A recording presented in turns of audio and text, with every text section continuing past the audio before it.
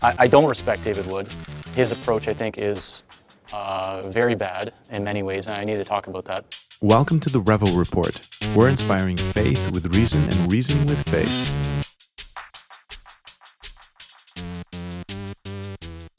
Muslims are converting nominal Christians, for sure. David Wood, he's known for, of course, converting Nabil or being a big part of that. When I was Muslim, looking into the things of Christianity, a large part of that had to do with my friend David here.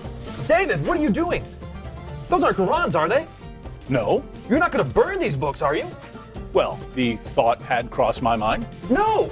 Don't burn these books. Books are filled with valuable information. Here, let me randomly pick one and open to a random page. Uthman sent to every Muslim province one copy of what they had copied, and ordered that all the other Quranic materials, whether written in fragmentary manuscripts or whole copies, be burnt. Let me see that. Nabil or being a big part of that. Sure. And now having that close relationship with apostate prophet. I want to bring up something. I want to just throw in something that I find very funny and very beautiful.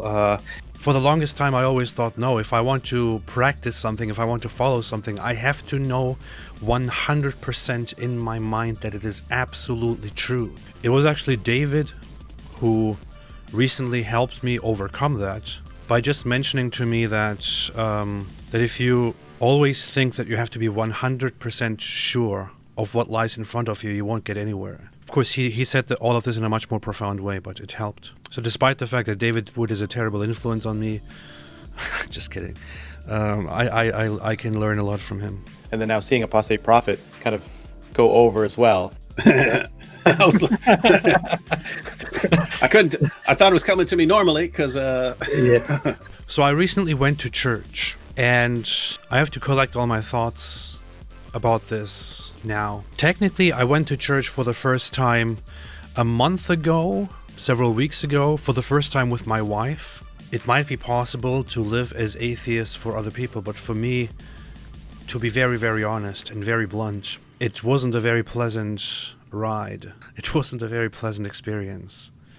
In fact, most of the time, over the last 2 years or so, I felt this dreadful feeling of emptiness and hopelessness and nothing to look forward to and nothing to live for. And whenever it came creeping up, I was just terrified by it. I have replaced it with prayer. Yes, despite the fact that I only just went to church for the first time to practice, I have been practicing prayers for a month or two. And then now seeing apostate prophet kind of go over as well. Some people would look at his kind of strategy and kind of bluntness and be like, okay, well, I guess it's working because it worked with Nabil. It's working with apostate prophet. I don't respect David Wood. His approach, I think, is very bad in many ways, and I need to talk about that. Many Christians love the content. What I will say is what someone like him and many others online are producing is very entertaining. I only care about is actually reaching people. And now when I say only, I'm obviously with the caveat, using the truth, using sound argumentation, okay, and showing respect, okay? That is an essential part also of how we're supposed to do it as Christians, okay? So with gentleness and respect, which I don't see. So that's a huge issue. I don't agree because it's not biblical what they're doing. They're doing it with mockery, and they try to justify the mockery because they see some extreme example of a prophet. I'm like, you are not a prophet. There needs to be public apologies by minimum. And I would say even that's not enough because, to physically tear up the Quran, to eat pages, I don't know if you know all the things that he does. I've never seen those ones. These are things that he does a lot. I saw the toilet paper one. What would you say then to someone, I think it was on Ruslan's podcast where he was interviewed David Wood, where he said, well, the reason why I do it in that manner is because it's effective. And it actually... When I got out, then I meet Nabil, and he's also pretty aggressive in the way he approaches things. So we became really good friends, but we were also just blasting away at each other. And we didn't see any problem with that. But over time, I learned that Nabil responded a lot more if you're sort of just bluntly, forcefully coming at him rather than, trying to be nice or something like that.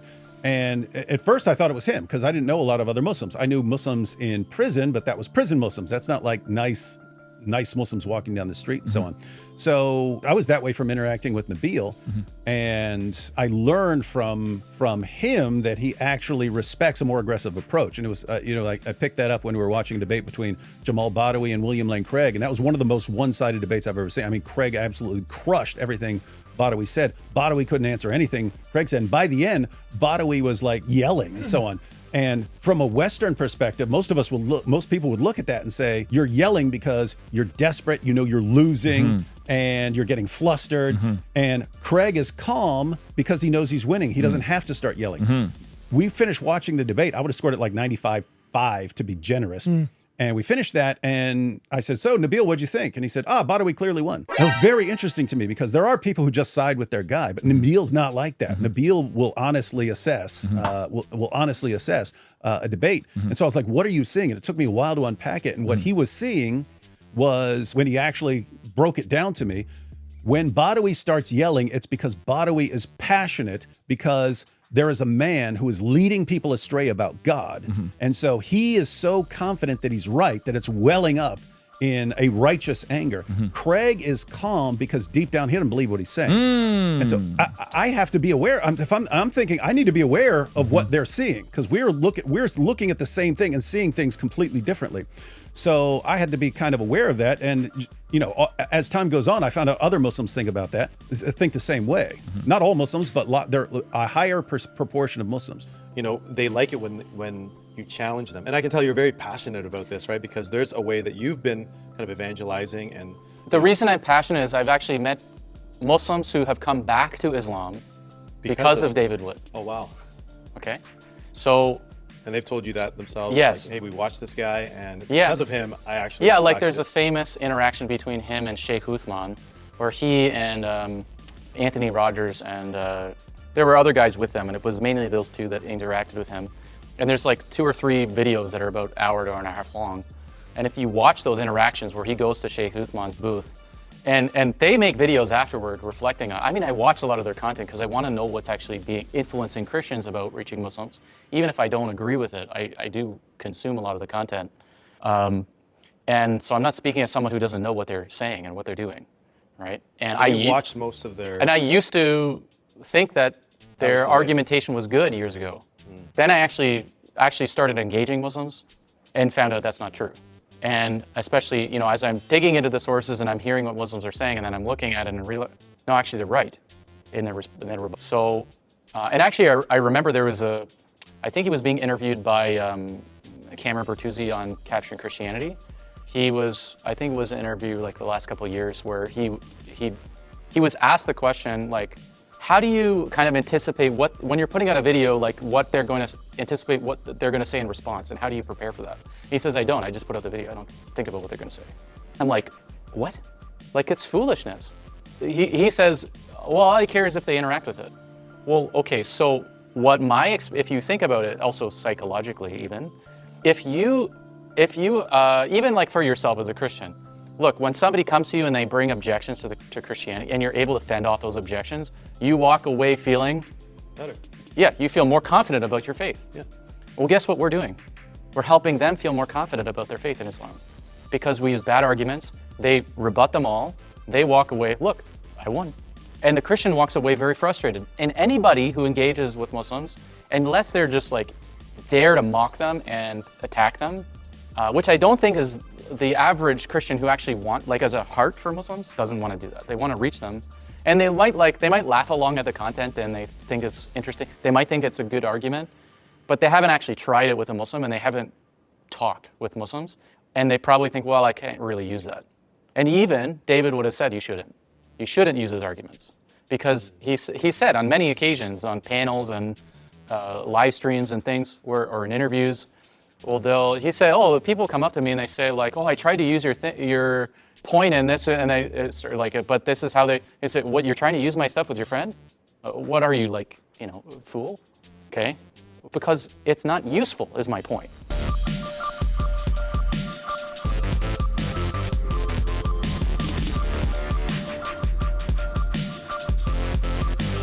All right, we're back. Welcome everyone to the Revo Report. And today we have a very special guest, someone that I know personally and that I've met. You're one of the coaches in the church planting greenhouse that we were in. Greg is a pastor. He's an apologist. He's a fellow church planter. And he has an incredible experience, at least when we had that conversation, in apologetics when it comes to, Islam. Before we get into all of that, Greg, what was it like for you? I mean, how did you even become a follower of Jesus Christ? How did this all start? Take us back to the beginning. Yeah, I don't know if we had that conversation, but I didn't grow up in a Christian home. I grew up with a single mom and an older brother. My mom is from more of, I would call, a New Age background, especially astrology, not so much in meditation, but astrology is a big one. For those who are not, a lot of people are not familiar with the label New Age, and a lot of people who would, let's say, fall into that category don't like that label, or they won't put a label on themselves. But essentially, New Age teaches that it's pantheistic, everything is divine, not really thinking of a personal God, belief in reincarnation, and karma, and New Agers usually believe in the law of attraction and that kind of thing. So Secret. The secret, which is the law of attraction. So all of that is kind of New Age ideas, which goes for the Christians who know kind of more church history. They might know of Gnosticism, and it's really highly Gnostic in its roots, and often certain occultic aspects to it as well. There are lots of different kind of forms of New Age, and so just anyway, I grew up with some of that in the household and kind of hearing ideas from that perspective. I didn't go to church growing up, never been to a church growing up, didn't read the Bible growing up until I was in grade 11, so I was 16, I think, at the time. And my dad, who, as I mentioned, I didn't grow up with him in the home, because when my parents divorced, I was 2, so I didn't have an experience with my dad in the home. And my dad, about 5 years prior to that time, which was when I was in grade 11, he really became a follower of Christ, like in a genuine way. His life is a bit complicated, but for sure at that point. And he saw that point when I was in grade 11 through certain circumstances and basically tension with my relationship with my mom. He kind of stepped in to help, and part of that he saw as this is the right time to try to introduce the Bible. So he got me to agree to be reading the Bible. And like for me, I was a typical teenager who didn't like reading, teenage guy who didn't like reading, which people probably think of that as really funny because of all the books I have and all the stuff I do now. But even when we met, you gave me a book. You had your that was at the greenhouse, like book recommendations. Yeah. So that life has changed since then. But at that point, I wasn't like academically inclined or care about reading or anything. But my dad, anyway, long story short, is he got me into reading the Bible. I agreed, and very quickly he took me out to buy me my own Bible, and I went back to his place, and he walked me through a couple passages in the Bible to explain humanity's fallenness and then also the atonement in the cross, both concepts of which I'd never heard of before. So I just kind of listened. I wasn't skeptical. I don't know if I accepted it really. I just listened. And then I started reading, and the first book of the Bible I started with was Matthew, which I always say is funny because my dad was he sold siding and doors and windows. So his clients he'd visit them in their home, and he'd give them a quote or whatever. And so when he would do that, he'd visit people. Sometimes conversation would open up for talking about religious things and faith. So he was definitely the evangelist type person trying to share when there's opportunity. And for him, like most Christian evangelists, what is the first book that they're going to ask you to read? Is it Matthew? No, John. Yeah. So typically, and even give Romans, away a right? Gospel of John, right? Separate from everything else, right? So that's typically what evangelists do, and that I was the one person he told to read Matthew. I see. Okay. So for me, I came to faith almost immediately reading Matthew. It had the ring of truth. It was very penetrating to the core. It pricked my conscience. It was really in reading the Sermon on the Mount, and where Jesus is expositing the law and applying it to the heart, that it just seems right and true. And also the explanation of our fallenness, which I had, as like I said, never heard before. And then just kind of starting to, as I'm reading the Bible, I'm also, this was over the weekend, and then I went back to school, and I just noticed everyone's swearing all the time. Everyone's like, it's just like, it's all the time and everybody. It's not just me, right? So it just made sense of the human condition. Yeah. And so I just kept reading it and found it believable and believed it. And, that over time led me to questions, and I had to explore my faith and have rational grounding for it because, well, my mom is New Age. She still is New Age. She still has her list of objections. I'm actually trying to get her to write out a list, actually. And then my brother, a very intelligent atheist. So, I was getting at it in different ways, trying to talk to them and not knowing what I was really talking about, especially early on. So, yeah, you have to explore and try to understand. And so that's kind of the beginning of my journey. Wow. And how old were you when you would say, okay, yeah, you would consider yourself, yeah, I am a follower of Jesus 16. Christ? 16. Yeah, it was pretty. That was It definitive. was pretty immediate as I was reading the Bible. Yeah. We talked about how it would be John, sometimes Romans, right? But Romans can be a little complicated.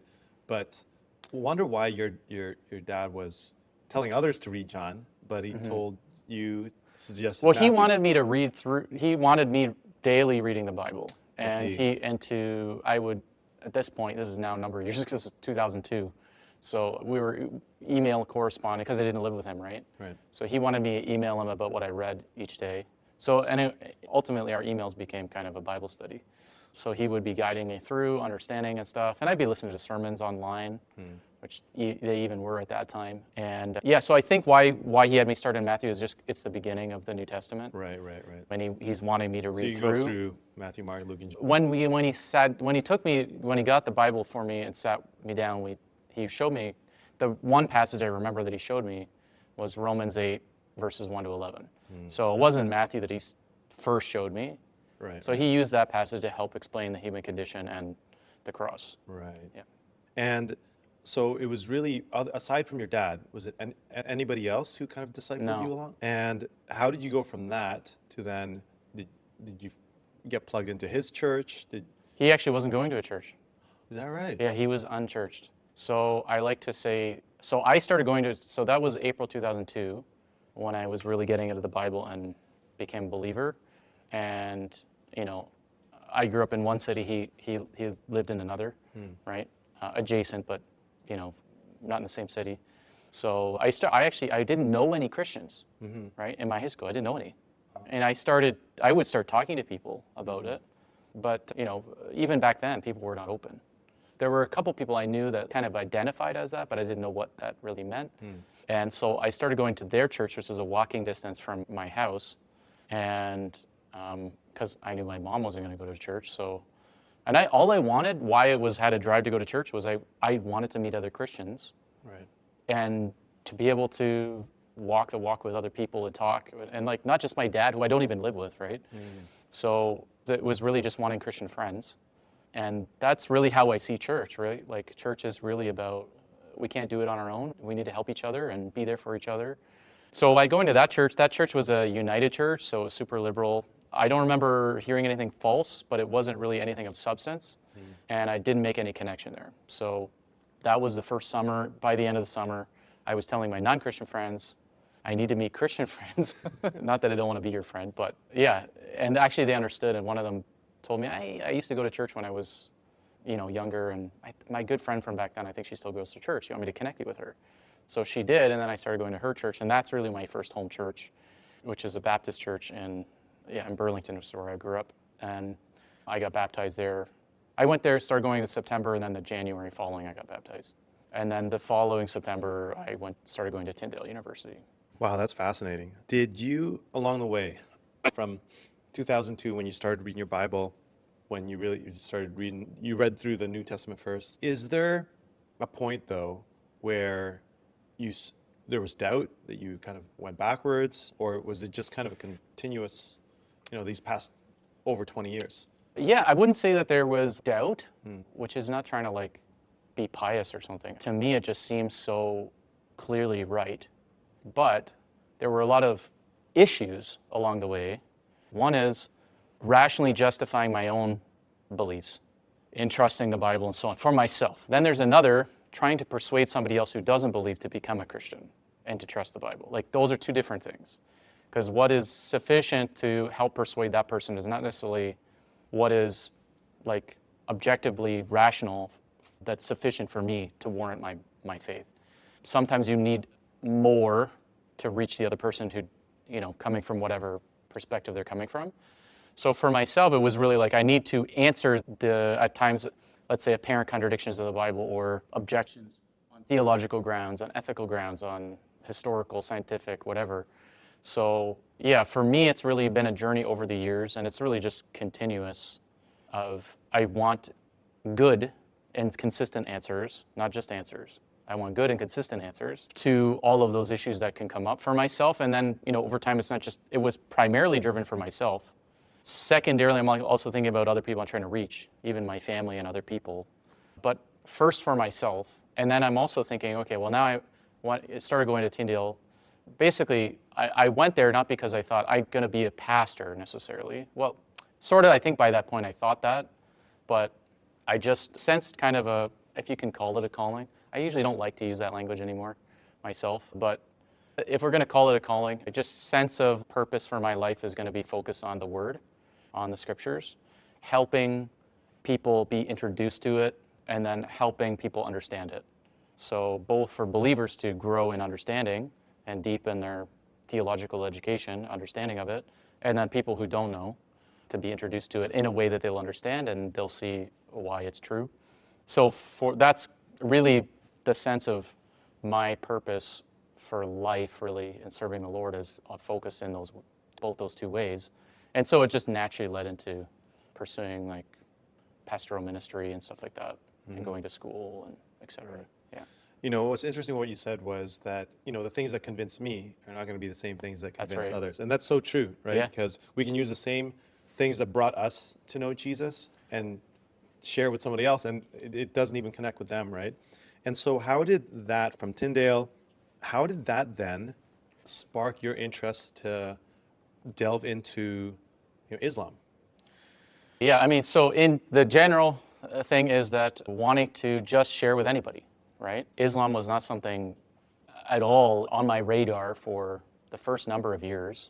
I think it was maybe in my last year at Tindale that I had a course called Christianity and Islam. And that was really the first time I was kind of introduced to it. I might have learned a little bit online or something before that, but this was kind of before a lot of the YouTube stuff took off and online content. And so I knew I'm in the GTA. I'm not planning to leave the GTA. So as long as I'm in the GTA, the Muslim population is growing rapidly. And I'm somebody, I like to be ready. So I want to prepare myself for those conversations, even if I don't know any yet. Eventually I'm going to. And eventually the people in the church, God willing that I'm pastoring, they're also going to know them, and they need to be equipped to talk to them. So that was kind of what's behind that. And that, of course, you can't learn everything about everything, but overall I'm kind of a generalist. So I like to have the big picture and evidence and answers for pretty much the full gamut of issues. Obviously, you can't go deep on everything. So on the one hand, but then I'm also trying to specialize now in certain things. So in that, you can only do so much. And so for the time being, that's where my focus is right now, is specializing more in researching Islam and talking to Muslims. How that started, going back to that course a number of years ago, it didn't turn into anything immediately. I do remember that there was a guy, I was living in the dorms, and there was a guy in the dorm who had gone downtown, Yonge and Dundas, where the Dawah guys, like the evangelists for Islam, Dawah is like inviting to Islam. Okay? That's why there's like Dawah. That was equivalent of evangelism. Right. So they gave out Quran. So the guy he had a Quran with him, and he was in the dorms, and he was like, anybody want this? I'm not going to read it. And I took it from him. And at some point along the way, I read that Quran to begin with. And I started taking like tons of notes. I'm trying to like understand it on its own terms and not bring the Christian apologetic framework to it, but first like try to understand it on its own terms. Mm-hmm. And what can I justify to say is based in the Quran and not just, there are a lot of typical lines of arguments that Christians use with any other perspective, but specifically, like with Muslims, they have specific arguments that they always use. And I would actually say look, the Christians mostly are doing the wrong stuff. And one, it's not persuasive to Muslims, and that's what I was saying before, is there's a difference between what's persuasive to them and what's persuasive or sufficient for me to warrant my own faith, right? Defending their faith rationally is not the same, it's not going to necessarily convince them. It might stop me from leaving my faith, let's say, but it's not going to help them come over. So yeah, I found over time, over the years, especially the last 5 to 7 years, where I've started really being more intensely focused on it, that, yeah, there's a lot of bad stuff out there, and incorrect things, misleading information that Christians keep repeating, and that is just inaccurate. And if you talk to more informed Muslims, not nominal Muslims, they have answers to the vast majority of issues that Christians are going to present to them.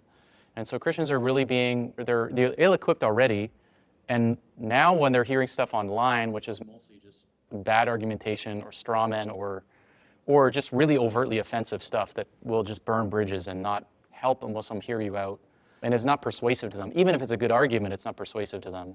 So for me, I don't want to do any of that stuff. I want to know what is the most optimal thing that has a chance of actually penetrating and helping them reconsider, right? That's based in truth, that's based in accurately representing their side and our side.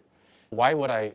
It's a waste of time. That's kind of my opinion. And one of the things that you said was that the Muslim population, at least here in Toronto, is growing. And I think in a lot of areas, right? Is it growing much more rapidly than the Christian population? And is that just due to birth rates, or is that actual conversions? Do you think that's telling that our evangelism or our current apologetics is not working right now because, we're not seeing the conversion rate, we're not engaging? Christians, by and large, are not converting Muslims, I would say. So, but let's go to the other side. So Muslims are converting nominal Christians, for sure. There is a lot, I would kind of resist. It's funny, I'm just kind of counter to what a lot of typical things you're going to hear constantly repeated online, talking about, there's a tsunami of apostasy. Well, there are a lot of people leaving Islam and becoming atheists, but there are not many Muslims leaving Islam becoming Christians. And there's a conflation of those two things that's often said by Christian apologists and missionaries who think that there are so many Muslims becoming Christians. Now, there are some, but I would actually say those are mostly not, sometimes I try to be blunt about it, they're not necessarily real Muslims. They're mostly nominal. And I would actually say it's the same thing, Christians becoming Muslims. It's not like typically the real Christian. And obviously we're going to have a theological question about it anyway. Were they a real Christian? Were they born again? But even put that aside, like to what extent was their knowledge of the faith and the scriptures, right? For them to become a Muslim, it's pretty hard for you to be really knowledgeable to become a Muslim, in my opinion, right? And from just what I see, when you hear testimonies, their testimonies of people, of reverts, that's what they call people who become Muslims, right? It's the same thing I see in almost all the testimonies I've heard or read of former Muslims becoming Christians. Is pretty much all of them are nominal. What are the common things that you think are, what are those common things? That where they're, like, why they're becoming Christian or becoming Muslim? Yeah, when you hear their testimonies and their reasons for converting.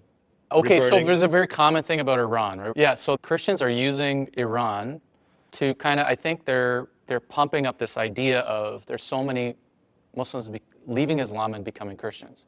Iran is like, it's got to be put in its own basket on its own from the rest of the Muslim world, because it is, one, it's Shia, okay, fine, but also, so it's not like mainstream Sunni Islam, it's Shia, it's a different thing. But what percentage of Islam is Shia? 10%? I think it's 10 to 15, something like that, yeah. Sunni is like 88 to 85 or something. So, yeah, but putting the sect aspect aside, just the reason people are leaving Islam, let's just start with leaving Islam. What they become next is another question, right? When they leave Islam, I think when I talk to any Iranians I meet, they come to the West, whatever, or I watch their testimonies online, it's typically, they'll say they were raised in a Muslim family. Well, they weren't really raised in a Muslim family because their parents weren't practicing, they weren't practicing, okay? They didn't know almost anything about Islam. But because they're in a Muslim culture, they identify as Muslim. That's like somebody like myself who was raised in a New Age home. If I said, actually, when I was a kid, I had a Jewish friend, like a liberal Jewish friend, asked his mom asked me, I think his mom asked me like, what's your religion? And I said Christian. I didn't even know what that meant. I didn't know anything about Jesus. Yeah. Okay, or the Bible. But that's like, I think, well, I guess it's that's the culture, I guess. So that would be like for them. Right. Well, they weren't really. So why they want to leave it is because they live under a tyrannical regime. So the experience they have associated with Islam is that. So that gives them a really bad taste in their mouth about that. They want, often what they do, they are looking for any alternative. Okay, and most of them, I don't know, I don't have the exact number. I think the problem is we don't really have the numbers, is they are becoming atheists or agnostics. And often when people are leaving Islam for, I would say, moral reasons, or they're leaving for these essentially like abuse reasons, they're less open to religion at all. So they're going to be less open to Christianity. Now, some of those people will become Christians because they experience the peace of Christ and the love of Christians and like genuine community that's not like what they experience. So of course, like even from a psychological perspective, you can see why people might gravitate to that. But for me, I am not trying to persuade someone on the basis of emotion. I appeal to reason. So I don't want to trick people or like lead them into an emotional state. I just want them to consider the claims, look at the evidence, and weigh it out and make a decision.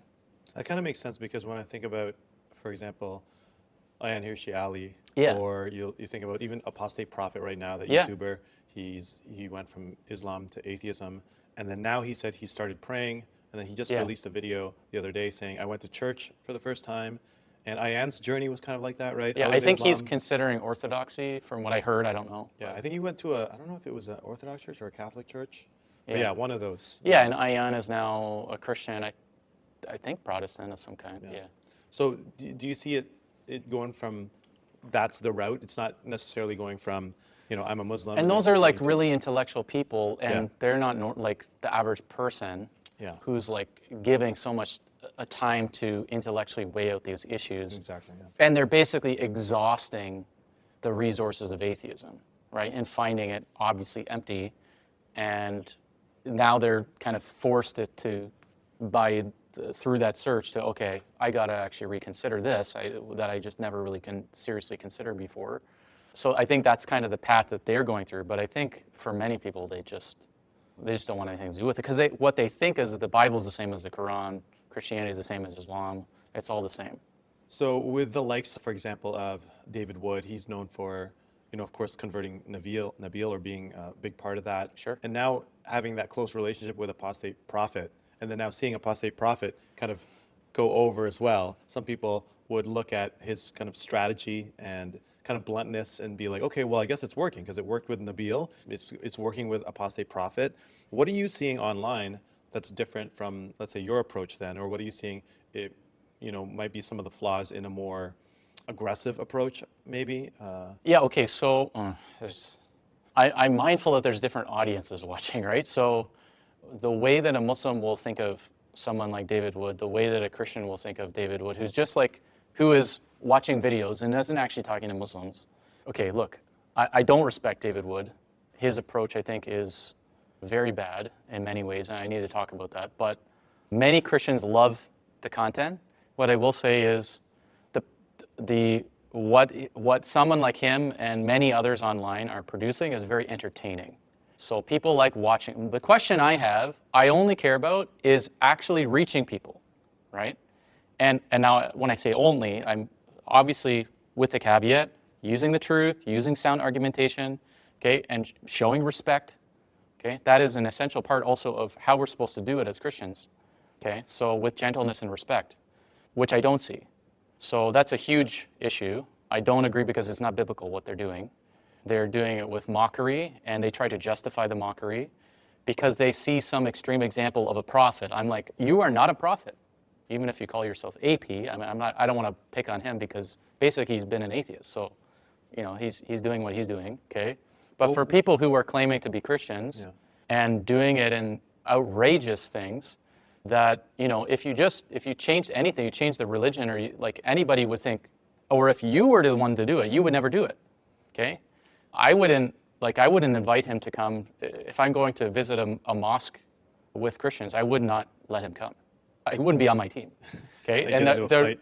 No, I mean, like, there needs to be public apologies by minimum. And I would say even that's not enough because, to physically tear up the Quran, to eat pages, I don't know if you know all the things that he does. I've never seen those But ones. these are things that he does a lot. I saw the toilet paper one recently with the murder of, probably familiar with the one who was burning the Quran. I forget his name now. Was it Sweden? Or? Yeah, it was in Sweden. Yeah, so, and like burning the Quran, okay, I don't know about that guy. I don't know what he is. Probably an atheist, okay? But again, it's like, one, what is the point? Okay, so people like that, they're thinking free speech. Okay, free speech, fine. I'm concerned about the gospel. I'm not concerned primarily about free speech. Free speech is an issue, politically, fine. You want to fight that issue, but keep it separate from preaching the gospel. So the way that I'm going to defend free speech is not the same way I'm going to defend the gospel and articulate the gospel. So let's not conflate the two things. For sure, free speech is very important. I would say it is a biblical right, but that's not mix the messages, okay? Because what you might do to defend free speech might not be the same. And I'm not saying that you should do those things. I think there are indecent acts too, and indecency is not protected by a proper understanding of freedom of speech. So what was your original question with David Wood? I have a follow-up question to that go because ahead. What would you say then to someone, I think it was on Ruslan's podcast where he was interviewed David Wood, where he said, well, the reason why I do it in that manner is because it's effective. And it actually, they like it when you challenge them. And I can tell you're very passionate about this, right? Because there's a way that you've been kind of evangelizing. And the reason I'm passionate is I've actually met Muslims who have come back to Islam because of David Wood. Oh, wow. Okay? So... And they've told you that themselves? Yes. Like, hey, we watched this guy, and because of him, I actually... Yeah, like there's a famous interaction between him and Sheikh Uthman, where he and Anthony Rogers and there were other guys with them, and it was mainly those two that interacted with him. And there's like 2 or 3 videos that are about an hour to an hour and a half long. And if you watch those interactions where he goes to Sheikh Uthman's booth, and they make videos afterward reflecting on it. I watch a lot of their content because I want to know what's actually influencing Christians about reaching Muslims. Even if I don't agree with it, I do consume a lot of the content. And so I'm not speaking as someone who doesn't know what they're saying and what they're doing, right? And I watched most of their... And I used to think that their argumentation was good years ago. Then I actually started engaging Muslims and found out that's not true. And especially, as I'm digging into the sources and I'm hearing what Muslims are saying, and then I'm looking at it and realize, no, actually they're right in their So, and actually I remember there was I think he was being interviewed by Cameron Bertuzzi on Capturing Christianity. I think it was an interview like the last couple of years where he was asked the question like, how do you kind of anticipate when you're putting out a video, like what they're going to anticipate what they're going to say in response, and how do you prepare for that? And he says, I just put out the video. I don't think about what they're going to say. I'm like, what? Like, it's foolishness. He says, well, all I care is if they interact with it. Well, okay, so if you think about it also psychologically even like for yourself as a Christian, look, when somebody comes to you and they bring objections to Christianity and you're able to fend off those objections, you walk away feeling better. Yeah, you feel more confident about your faith. Yeah. Well, guess what we're doing? We're helping them feel more confident about their faith in Islam. Because we use bad arguments, they rebut them all, they walk away, look, I won. And the Christian walks away very frustrated. And anybody who engages with Muslims, unless they're just like there to mock them and attack them, which I don't think is the average Christian who actually has a heart for Muslims, doesn't want to do that. They want to reach them. And they might laugh along at the content and they think it's interesting. They might think it's a good argument, but they haven't actually tried it with a Muslim and they haven't talked with Muslims. And they probably think, well, I can't really use that. And even David would have said you shouldn't. You shouldn't use his arguments. Because he said on many occasions on panels and live streams and things or in interviews, well, he said, people come up to me and they say like, I tried to use your point in this, and it's like, but this is how they say, what, you're trying to use my stuff with your friend? What are you, like, fool? Okay? Because it's not useful, is my point, even according to them. Yet they keep pumping out the content, and I would say inconsistently, they're they're also at times, they're doing training seminars, they're doing things, or they're teaching Christians at conferences. They're not telling them, don't use this stuff, because they're teaching them the stuff. So my question is, why? And also, it's completely unnecessary. Because, so if I just say, there are a few major, you could say, categories of approaches that Christians take. One is the moral critique, and that's really embodied by someone like David Wood, and many others who learn from him or have done it. Some have been doing it before him, and that's basically often it's critiquing Muhammad's character, or focusing on ethical issues like the status of women, or slavery in Islam, or in Islam, or whatever, right? So, or jihad. And I don't talk about any of those issues because they're extremely offensive, and it's not necessary for me to cause offense and talk about those really emotional issues. Two, I think there's a lot of misunderstanding, okay? Not to say that it doesn't apply to certain Muslims, but for certain Muslims it doesn't apply.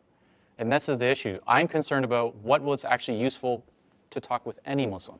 If you're going to say, well, okay, this is useful for talking to extremists, all right, well, okay, you have your strategy to talk to extremists. Well, you got to filter out who they are before you start talking to them about it. Otherwise, you're going to start using stuff that the average Muslim who doesn't believe in those extreme violent things, they're going to say, you're misrepresenting what I believe. You're not following, I follow one of the 4 madhabs, the 4 schools of Sharia. I'm not a Salafi, I don't follow this. Well, if you're only targeting Salafi Islam, okay, fine, find out. My point is it doesn't apply to everybody. And, so just to interject quickly, so you think from their point of view, they're arguing for Salafi Islam? That's what you're saying? Salafi.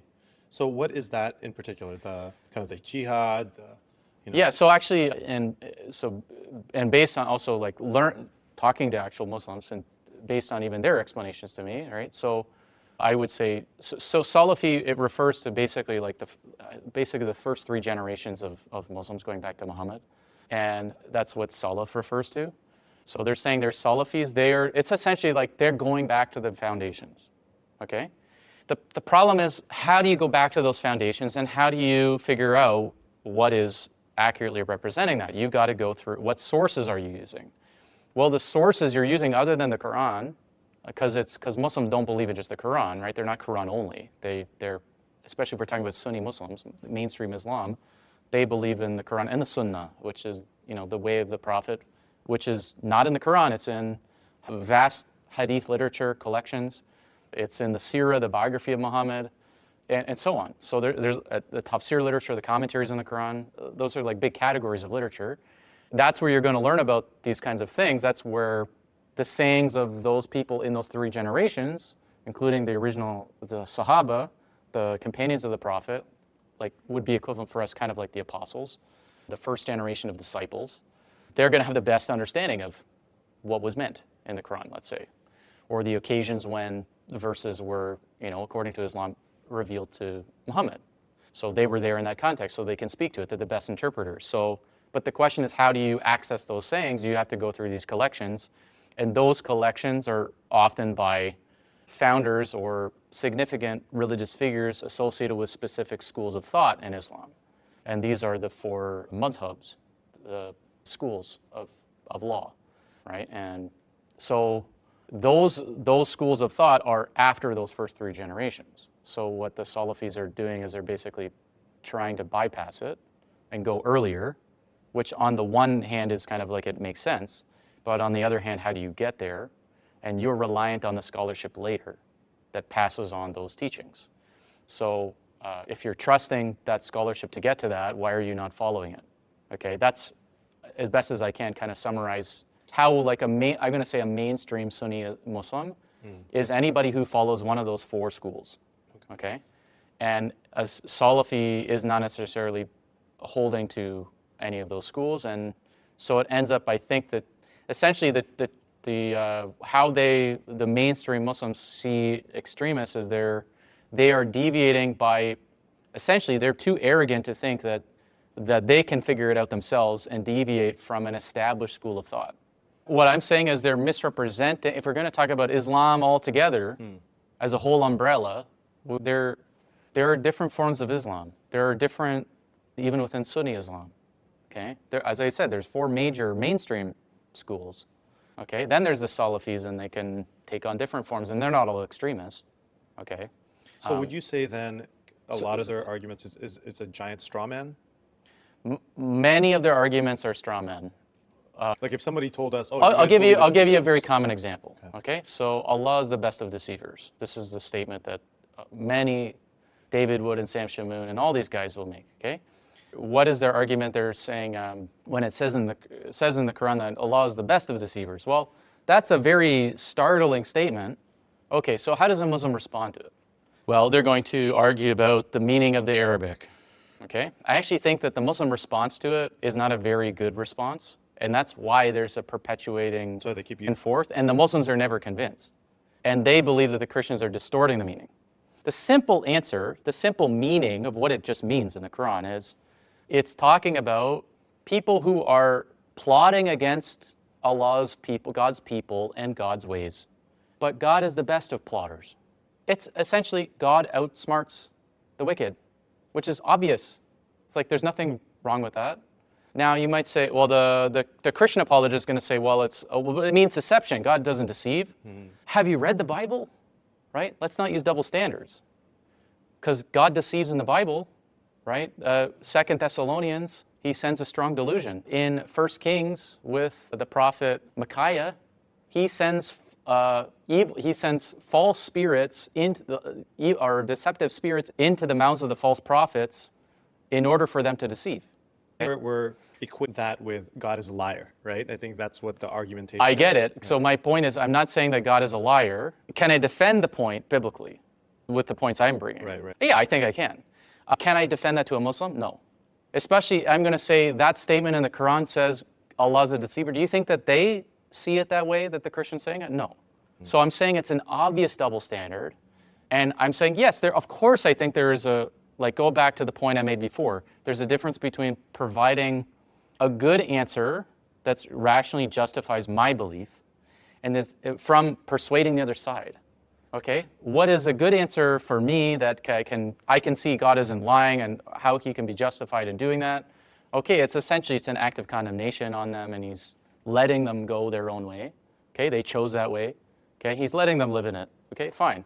But it's not going to be enough for a Muslim, especially if you're at the same time charging the Quran and you're not letting them give their answer.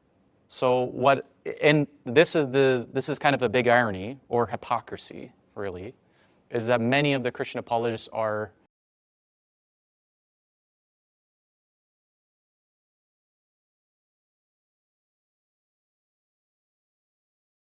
Welcome to the Revo Report. We're inspiring faith with reason and reasoning with faith.